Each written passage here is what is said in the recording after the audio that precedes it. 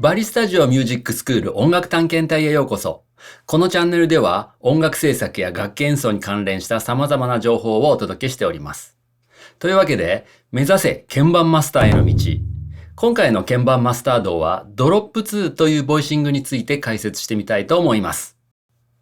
まず、ボイシングとは音の積み方のことを指します。例えば、3和音の基本形であれば、一番下にルートを配し、その上に順番に3度、5度を重ねた積み方になります。C メジャーであれば、下からド、ミ、ソになり、この形をボイシングと言います。今回取り上げているドロップ2とは、上から2番目の音をオクターブ下に配置したボイシングのことを指します。C メジャーの基本形であれば、上から2番目の音、ミの音をオクターブ下に配置しますので、下からミ、ド、ソというボイシングになります。基本形は、ドロップ2にすると、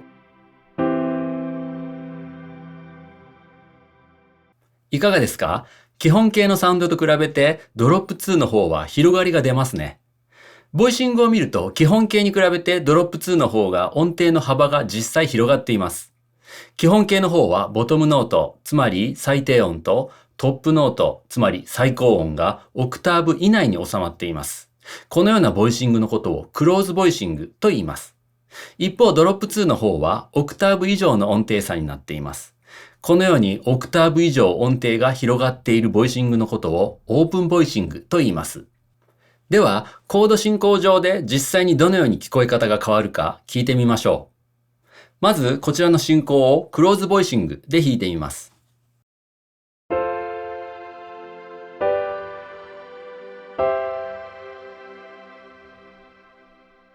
この進行でそれぞれコードの展開は F と G については基本形、C は第二展開形になっています。これをドロップ2にしてみます。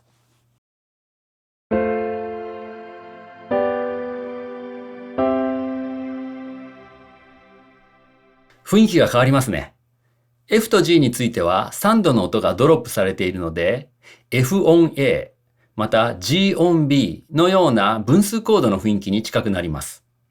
分数コードとはルート以外の音をベースにする際に分子をコードネームにして分母にベース音を表す音程を表記するコード表記のことを言います。ルートではなく3度をベースにした分数コードの響きとよく似たサウンドです。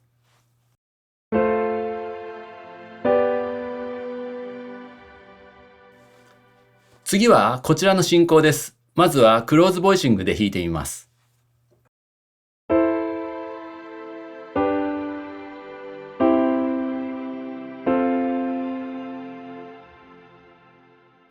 これをドロップ2にしてみます。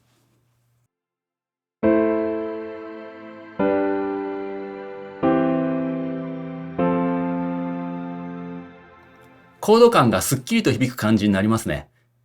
今回は鍵盤マスター道でドロップ2を紹介していますが、例えばストリングスやパッドサウンドのボイシングにも使えますので、アレンジをする際にクローズボイシングのみではなく、ドロップ2のオープンボイシングも試してみると、アレンジの幅が広がっていいのではないかと思います。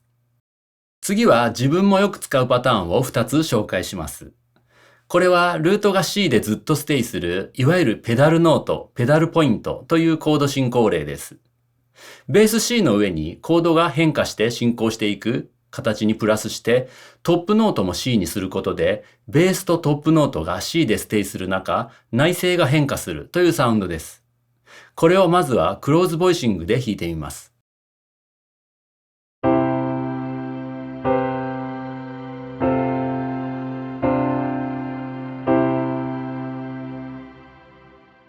これはこれで綺麗ですが、少し高音部に音が偏っていて、高い成分が渋滞している感じがします。これをドロップ2にしてみます。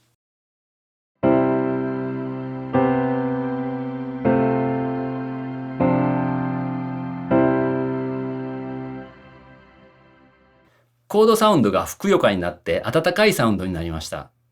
次はこの進行からドロップした声部の2小節目を B から B フラットへ。4小節目を F から A フラットに変化させてみようと思います。このような響きになります。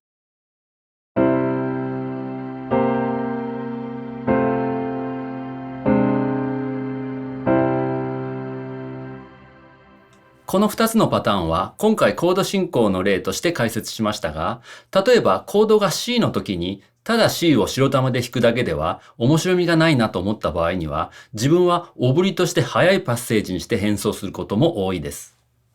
例えば、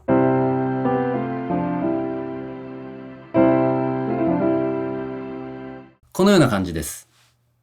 いかがでしたか？今回はキーが C でご説明しましたが、他のキーや違うコードでもいろいろと試してみると良いと思います。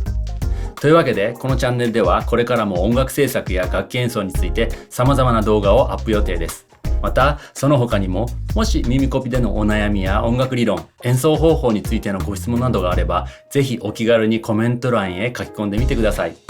また、バリスタジオの LINE オフィシャルアカウントにご登録いただきますと、個別相談も受け付けておりますので、概要欄のリンクからぜひご登録ください。というわけで、最後までご覧いただきありがとうございました。ではまた次の動画でお会いしましょう。